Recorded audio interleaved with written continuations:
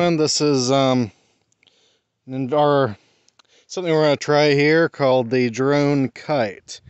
It's a little windy outside, so we tied our little Dock Demon fishing pole we got from Walmart. Really good fishing pole for only like $8 onto the drone, and we're going to see what we have to work with. So, drone is ready to launch.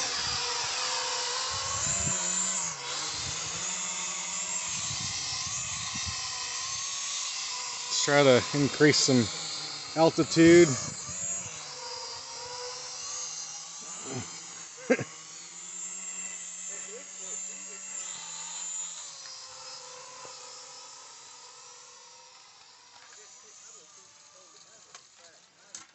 Oh no! Oh no! Okay, so should have not given it such a long leash. Well, ladies and gentlemen, that was the drone kite. My wife and brother-in-law. Anyways, glad y'all enjoyed the show. So, God bless everybody. Love you all.